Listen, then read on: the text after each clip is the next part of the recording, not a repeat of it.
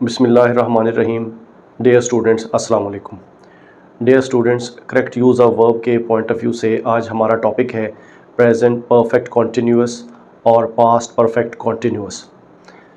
हमने present perfect continuous को 3 points में डिस्कस किया है। जो इसका फर्स्ट पॉइंट है उसमें हमने इसकी फॉर्मेशन डिस्कस की है, और जो पॉइंट नंबर 2 है उसमें इसके साथ इस्तेमाल होने वाले एडवर्ब्स और जो टाइम एक्सप्रेशंस हैं उनको डिस्कस किया है। और जो हमारा पॉइंट नंबर 3 है कि प्रेजेंट परफेक्ट कॉन्टिन्यूअस को हम स्टेट वर्ब्स के साथ इस्तेमाल नहीं कर सकते। इसी तरीके से हमारा जो पास्ट परफेक्ट कॉन्टिन्यूअस है उसको भी हमने 3 पॉइंट्स में डिस्कस किया है। जो उसका पहला पॉइंट है वो उसकी फॉर्मेशन है, और जो दूसरा पॉइंट है वो past tense is always followed by past tense का रूल है जो पास्ट परफेक्ट कॉन्टिन्यूअस पर अप्लाई होता है। और जो इसका थर्ड और आखिरी रूल है कि ये फॉर्म जो है वो इस तरह से एग्जामिन की जाती है कि जब हमारे पास कोई और राइट ऑप्शन ना हो, सिर्फ़ और सिर्फ पास्ट परफेक्ट कॉन्टिन्यूअस की ही राइट ऑप्शन होती है। अब हम अपने लेक्चर को डिटेल से देखते हैं। तो जैसा कि मैंने अभी आपसे डिस्कस किया कि सबसे जो पहला पॉइंट है वो इसकी फॉर्मेशन है। इसमें जो इसका अफर्मेटिव जो स्ट्रक्चर है वो कुछ ऐसे है कि सबसे पहले सब्जेक्ट आएगा, फिर उसके बाद हैज़ बीन या हैव बीन आएगा, और वर्ब की फोर्थ फॉर्म आएगी, और उसके साथ सिंस और फॉर फ्रेज होगा। इसी तरीके से इसके एग्जांपल कुछ ऐसे है, he she it has been writing a letter for 2 hours और सिंस 8 o'clock, और I we you they have been writing a letter for 2 hours और सिंस 8 o'clock। इसको हम कैसे नेगेटिव करते हैं? सबसे पहले सब्जेक्ट आएगा, फिर उसके बाद हैज़ या हैव में से एक आएगा, और उसके बाद हम नॉट को ऐड करेंगे, फिर उसके बाद बीन होगा, और फिर उसके बाद वर्ब की फोर्थ फॉर्म, और फिर रेस्ट ऑफ द सेंटेंस होगा। इसके एग्जांपल कुछ ऐसे है, he she it has not been writing a letter for 2 hours और सिंस 8 o'clock। इसी तरीके से नेक्स्ट इसकी एग्जांपल है, I we you they have not been writing a letter for 2 hours और सिंस 8 o'clock। यहाँ पर ये देखें कि मैंने नॉट को जो है वो एनसर्कल किया है, ताकि आप देखें कि हमने ये एक एडिशनल क्वालिटी है और फीचर है जो इसमें ऐड की है। और यहाँ पर एक और चीज़ जो है वो नोटिसेबल है, वो ये है कि हमने नॉट को कहाँ पर पुट किया है, इसकी जो राइट प्लेसमेंट है वो क्या है। इसकी राइट प्लेसमेंट जो है वो हैव और बीन के दरमियान जो है वो हम इसको प्लेस करेंगे, इसके अलावा और कोई इसकी राइट प्लेस नहीं है। अब आगे चलते हैं, इसका इंट्रोगेटिव स्ट्रक्चर कैसे बनता है। इसके इंट्रोगेटिव स्ट्रक्चर में हैज़ और हैव को in the beginning of the sentence हम लिख देते हैं, और जो रेस्ट ऑफ द सेंटेंस है वो सेम रहता है। इसके एग्जांपल देखते हैं, has he she it been writing a letter for 2 hours और सिंस 8 o'clock, और एंड पर हम क्वेश्चन मार्क पुट करते हैं। इसी तरीके से have I we you they been writing a letter for 2 hours और सिंस 8 o'clock, और आखिर में क्वेश्चन मार्क। तो डियर स्टूडेंट्स, ये इसकी जो है वो फॉर्मेशन थी। हमने इसके अफर्मेटिव स्ट्रक्चर को देखा, हमने इसके नेगेटिव स्ट्रक्चर को देखा, और फिर हमने एंड पर इसके इंट्रोगेटिव स्ट्रक्चर को देखा।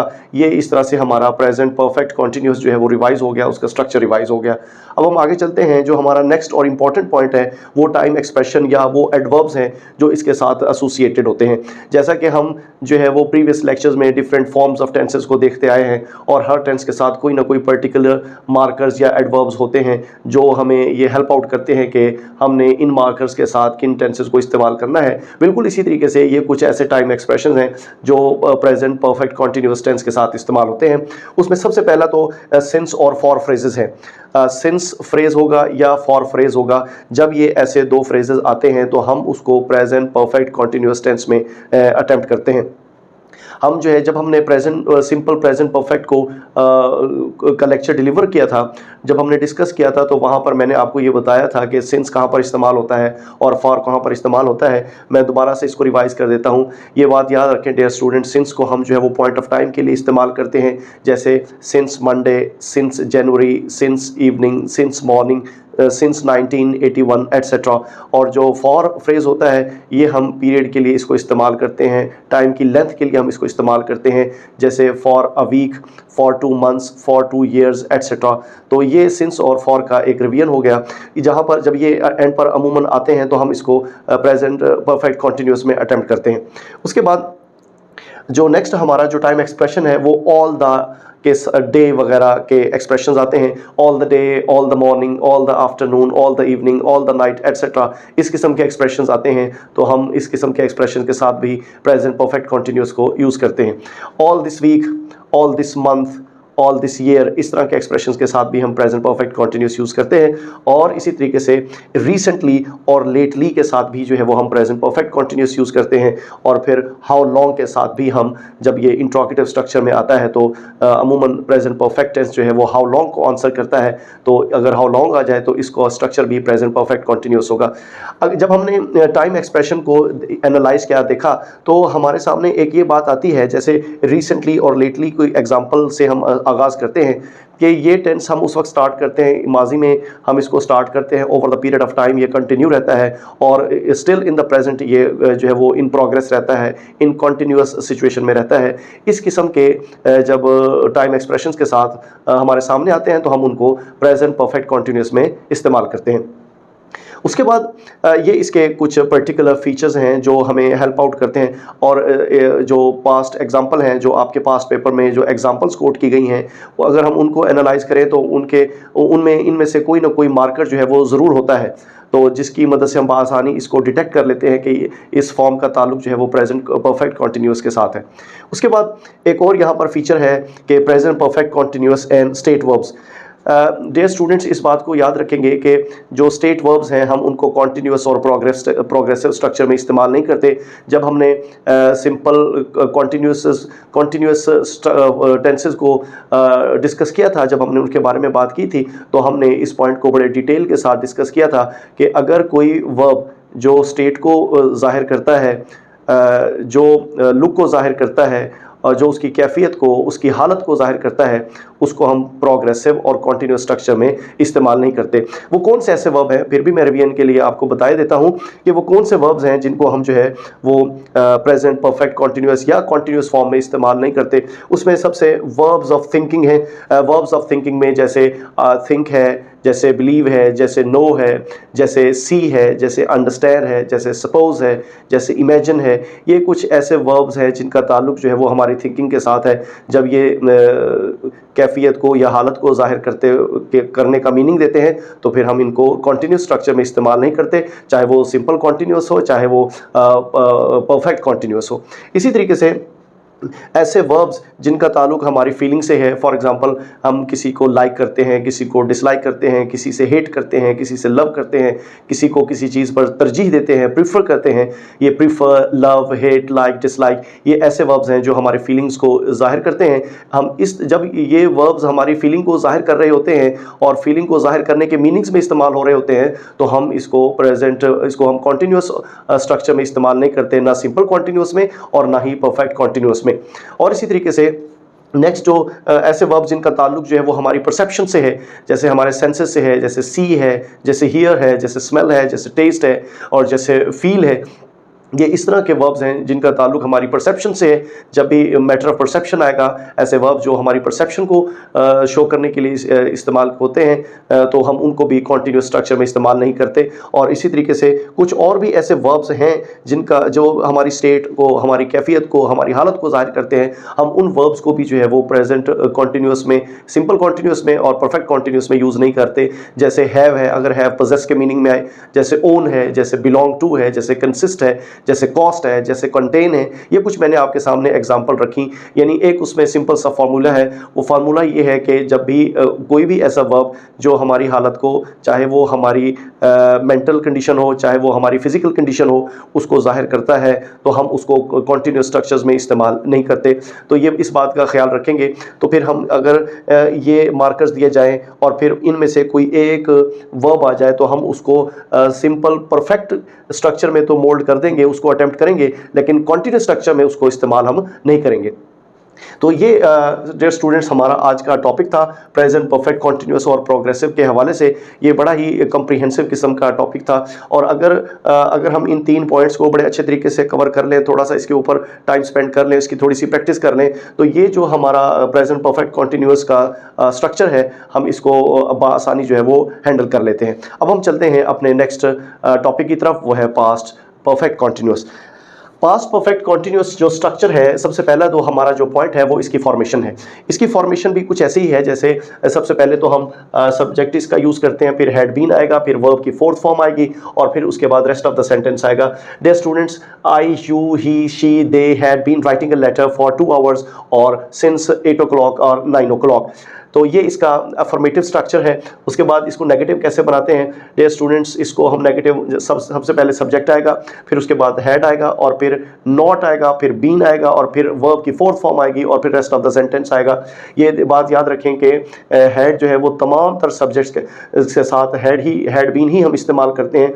जैसे प्रेजेंट परफेक्ट कॉन्टिन्यूस में हम कुछ सब्जेक्ट्स के साथ हैज़ यूज़ करते हैं और कुछ सब्जेक्ट्स के साथ हम हैव यूज़ करते हैं, लेकिन यहाँ पर ये डिवीजन नहीं है, यहाँ पर सबके साथ हैड ही इस्तेमाल होता है। तो नेगेटिव स्ट्रक्चर्स का कैसे होगा कि सब्जेक्ट आएगा, सब्जेक्ट के बाद had not been writing a letter for 2 hours और सिंस 9 o'clock। यहाँ पर भी देखें, मैं इसको सर्कल कर रहा हूँ कि इसकी लोकेशन आप चेक करें कि हम इसकी पोजीशन क्या है, ये कहाँ पर हम इसको इसके प्लेस करते हैं। उसके बाद इसका इंट्रोगेटिव स्ट्रक्चर है। इंट्रोगेटिव स्ट्रक्चर में हैड जो है वो in the beginning of the sentence लिख दिया जाता है और फिर उसके बाद हम जो रिमेनिंग सेंटेंस है उसको बिल्कुल भी चेंज नहीं करते, उसको सेम रहने देते हैं। हम ये ज़रूर करते हैं कि उसके एंड पर जो है वो क्वेश्चन मार्क पुट कर देते हैं।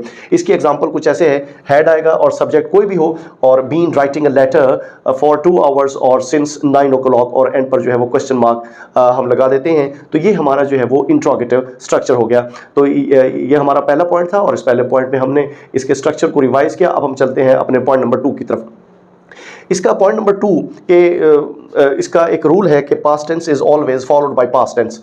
ये जब हमने सिंपल पास्ट को डिस्कस किया और जब हमने पास्ट कॉन्टिन्यूस को डिस्कस किया और पास्ट परफेक्ट को डिस्कस किया, ये बातें हमने वहाँ पर उन टेंसेस से मुतालिक जो है वो इशारतन डिस्कस ज़रूर की थी और यहाँ पर भी इसका डिस्कस करना बनता है।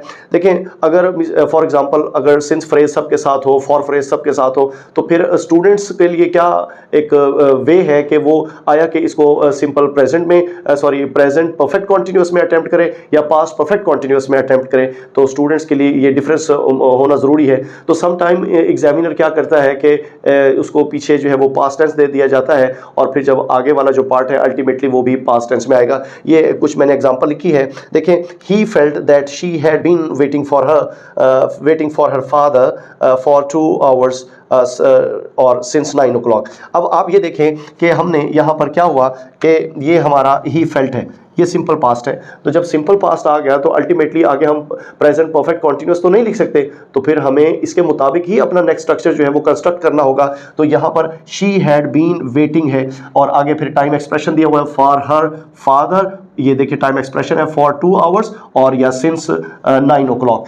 देखें, जब टाइम एक्सप्रेशन आ जाता है तो फिर फॉर 2 आवर्स की सूरत में या सिंस 9 o'clock की सूरत में फिर हम अपने उस स्ट्रक्चर को परफेक्ट कॉन्टिन्यूस में लिखते हैं, ना कि सिंपल कॉन्टिन्यूस में। और फिर परफेक्ट कॉन्टिन्यूस में लिखते हैं तो क्या हमने इसको प्रेजेंट कॉन्टिन्यूस में लिखना है? नहीं, प्रेजेंट कॉन्टिन्यूस में हम इसलिए नहीं लिख सकते क्योंकि इसके पीछे जो है वो पास्ट है। तो जब पीछे पास्ट होगा तो फिर आगे भी हम पास्ट के मुताबिक जो है वो इसको लिखेंगे और वो जो सूटेबल फॉर्मेशन है वो पास्ट परफेक्ट कॉन्टिन्यूस है। उसके बाद जो इसका पॉइंट नंबर 3 है, पॉइंट नंबर 3 ये है कि past perfect continuous is the only suitable form और द ओनली सूटेबल आंसर। कि सम टाइम एग्जामिनर हमें एक सेंटेंस, मैंने ये आपके पास पेपर से एक एग्जांपल मैंने ली कि it dash for 2 hours, for 2 hours. अब देखें, फॉर 2 आवर्स हमारे पास कोई मार्कर नहीं है एज सच कि फॉर 2 आवर्स का मार्कर तो ज़रूर है, लेकिन ये हमें ये गाइड नहीं करता कि आपने इसको पास्ट परफेक्ट कॉन्टिन्यूस में लिखना है या सिंपल पास्ट में लिखना है, पास्ट परफेक्ट कॉन्टिन्यूस में लिखना है या प्रेजेंट परफेक्ट कॉन्टिन्यूस में लिखना है। तो फिर हम देखते हैं हमारे पास ऑप्शंस क्या है। अगर पहला ऑप्शन है इट वॉज रेनिंग, अगर रेनिंग इट वॉज रेनिंग है, ये बात हमने अभी डिस्कस की, जब आपके पास जो है वो टाइम एक्सप्रेशन आ जाता है तो हम उसको सिंपल पास्ट कॉन्टिन्यूस में उसको नहीं लिखते होते, तो ये हमारा ऑप्शन जो है वो ऐसे गलत हो गया। और इसी तरीके से फॉर 2 आवर्स, ये देखिए ये सिंपल कॉन्टिन्यूस, ये प्रेजेंट कॉन्टिन्यूस है, हम उसमें भी नहीं लिखते। इसी तरीके से ये हमारा ऑप्शन भी गलत हो गया। और फिर उसके बाद विल भी रेनिंग, तो ये हमारा ऑप्शन भी इस वजह से गलत हो गया क्योंकि ये प्रेजेंट कॉन्टिन्यूस है, सॉरी फ्यूचर कॉन्टिन्यूस है। सिंपल फ्यूचर कॉन्टिन्यूस को हम टाइम एक्सप्रेशन के साथ नहीं लिखते। तो हमारे पास जो आखिरी ऑप्शन बनता है हैड बीन रेनिंग है, तो हैड बीन जब रेनिंग है तो यही हमारे पास सूटेबल ऑप्शन है, सूटेबल आंसर है। एग्जामिनर जो है वो इस तरह से भी हमारा जो है पास्ट परफेक्ट कॉन्टिन्यूस वो टेस्ट करता है कि वो हमें एक सेंटेंस दे देता है जिसमें हमारे पास जो 3 ऑप्शन होते हैं वो रॉन्ग होते हैं और एक ही ऑप्शन होता है वो सही होता है, और वो पास्ट परफेक्ट कॉन्टिन्यूस का ऑप्शन होता है। इस तरह से एग्जामिनर जो है वो आपका पास्ट परफेक्ट कॉन्टिन्यूस को टेस्ट कर सकता है। ये इसके 2 इंपॉर्टेंट पॉइंट्स हैं जो करेक्ट यूज ऑफ वर्ब के पॉइंट ऑफ व्यू से याद रखने के काबिल हैं। एक तो ये कि इसको टेस्ट करने के लिए past tense is always followed by past tense का रूल अप्लाई होता है, और दूसरा पास्ट परफेक्ट कॉन्टिन्यूस जो होता है वो ही सूटेबल आंसर होता है। इसके अलावा जितने भी 3 ऑप्शंस होते हैं वो सारे के सारे रॉन्ग हैं। तो ये हमारा प्रेजेंट परफेक्ट कॉन्टिन्यूस और पास्ट परफेक्ट कॉन्टिन्यूस के हवाले से आज का लेक्चर है। अब हम आगे मूव करते हैं और हम अब डिस्कस करते हैं कंडीशनल सेंटेंसेस। आपको पता है कि कंडीशनल सेंटेंसेस जो है वो 4 टाइप्स के होते हैं। सबसे पहले तो जीरो कंडीशनल, फिर फर्स्ट कंडीशनल, और फिर सेकंड कंडीशनल, और फिर थर्ड कंडीशनल। इनको हम आमतौर पर कंडीशनल सेंटेंस कह देते हैं, लेकिन डियर स्टूडेंट्स इसके मुख्तलिफ स्ट्रक्चर्स हैं और वो मुख्तलिफ स्ट्रक्चर जो है वो मुख्तलिफ सिचुएशंस की बुनियाद पर हम यूज़ करते हैं। तो अब हम देखते हैं कि अब हम इनको डिटेल के साथ एनालाइज करते हैं। तो हम कंडीशनल सेंटेंस की तरफ आते हैं। तो हमारा जो पहला कंडीशनल है वो ज़ीरो कंडीशनल है। ज़ीरो कंडीशनल में ये होता है कि इसमें जो इफ़ क्लॉज होती है वो भी सिंपल प्रेजेंट में होती है, और जो मेन क्लॉज होती है वो भी सिंपल प्रेजेंट में होती है। आमतौर पर ये हम इस स्ट्रक्चर को कॉज एंड इफ़ेक्ट को शो करने के लिए और कोई जो है वो यूनिवर्सल ट्रूथ वगैरह होता है उसको ज़ाहिर करने के लिए हम इस्तेमाल करते हैं कि if she boils milk it kills bacteria in it. अब देखें जब वो बॉयल करती है तो अल्टीमेटली एक साइंटिफिक फैक्ट है कि it kills bacteria in it. तो हम इस तरह के स्ट्रक्चर में ज़ीरो कंडीशनल में हम दोनों क्लॉजेज में सिंपल प्रेजेंट जो है वो इस्तेमाल करते हैं। तो यहाँ पर थोड़ा सा ये देखेंगे कि सबसे जो अहम बात है वो ये है कि अगर यहाँ पर सिंपल फ्यूचर ऑप्शन में आ जाए तो फिर हम क्या करेंगे। एक तो हमारे पास ये क्राइटेरिया है कि हम इस सिचुएशन को देखेंगे कि आया कि अगर अमूमी सच्चाई है, यूनिवर्सल ट्रूथ है, साइंटिफिक फैक्ट है, तो फिर हम जो है वो दोनों क्लॉजेज में सिंपल प्रेजेंट की तरफ जाएंगे।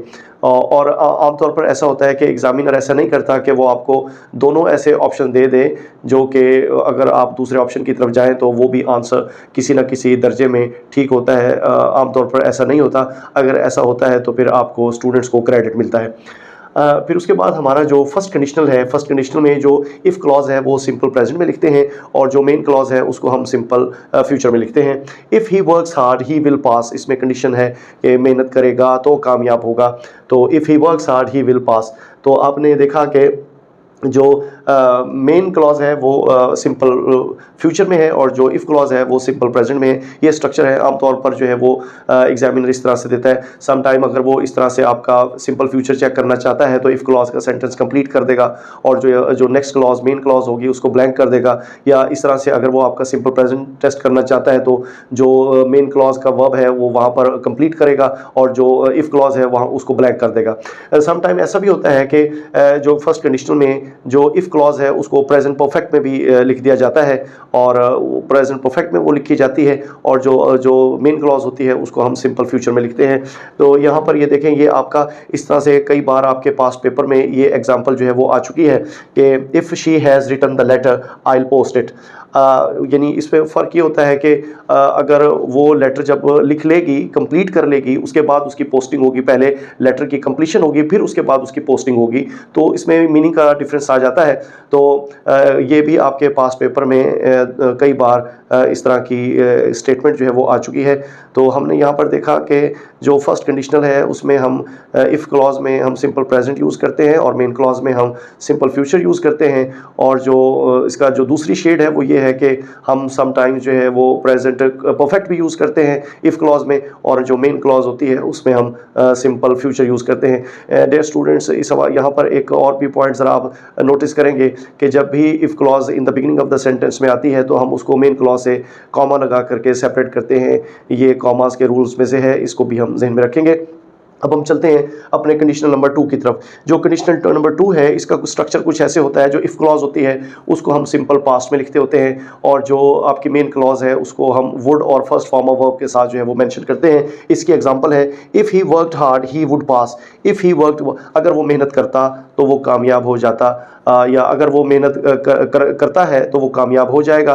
तो हम इसमें अनरियल प्रेजेंट और पास्ट को मेंशन करने के लिए ये स्ट्रक्चर हम यूज़ करते हैं। तो इसमें if he worked hard he would पास, अगर एग्जामिनर इसको चेक करेगा, फॉर एग्जांपल अगर हमारा सिंपल पास्ट टेस्ट करेगा तो इसको ब्लैंक कर देगा और ये कंप्लीट कर देगा। और जब अगर वो इस पार्ट को चेक करना चाहेगा तो इसको कंप्लीट कर देगा और इसको जनाब जो है वो ब्लैंक रखेगा। तो ये हमारे लिए ना क्लू है। अगर हम इसको कंडीशनल सेंटेंस को ज़रा 5 से 10 मिनट थोड़ा सा इस पर गौर कर लें तो इनको जनाब प्रिपेयर करना, इनको जहन में रखना आसान हो जाता है, इतना मुश्किल नहीं होता, सिर्फ थोड़ा सा टाइम देने की बात है। अब हम चलते हैं अपने नेक्स्ट पॉइंट की तरफ, और ये हमारा थर्ड कंडीशनल है। थर्ड कंडीशनल में जो इफ़ क्लॉज है इसको हम पास्ट परफेक्ट के साथ मेंशन करते हैं, और जो मेन क्लॉज है उसको वुड हैव और थर्ड फॉर्म ऑफ वर्ब के साथ यूज़ करते हैं। इसके एग्जांपल कुछ ऐसे है, if he had worked hard he would have past. If he had worked hard he would have past, यानी ये अनरियल सिचुएशन को जाहिर करने के लिए हम इस्तेमाल करते हैं कि जब वक्त गुजर जाता है और हम उस वक्त में वापस नहीं जा सकते, हमारे पास सिर्फ पछतावे रह जाते हैं और ख्वाहिशात रह जाती हैं, तब हम ये स्ट्रक्चर जो है वो यूज़ करते हैं। इसमें जो करेक्ट यूज़ ऑफ वर्ब के हवाले से जो बात जो है वो याद रखने के काबिल है वो ये है कि जो इफ़ क्लॉज है उसके साथ हम प्रेजेंट परफेक्ट यूज़ करते हैं, और जो इफ़ के बगैर जो मेन क्लॉज है वो वुड हैव और वर्ब की थर्ड फॉर्म यूज़ करते हैं। इसका ये स्ट्रक्चर है। इसमें भी अगर जो एग्जामिनर जिस पार्ट को टेस्ट करना चाहता है तो उसको ब्लैंक रख देता है, और जो सेकंड पार्ट है उसको हम जो है वो कंप्लीट कर देते हैं।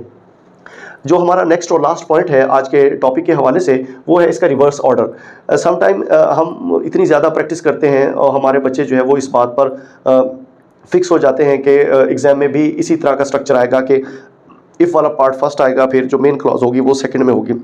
लेकिन एग्जामिनर इस ऑर्डर को चेंज कर सकता है कि वो इफ़ वाले पार्ट को जो सेकंड पोजीशन पर ले जा सकता है, और जो मेन क्लॉज है उसको फर्स्ट पोजीशन के ऊपर भी ले जाता है। बात सिर्फ जो है वो एम्फसिस की है।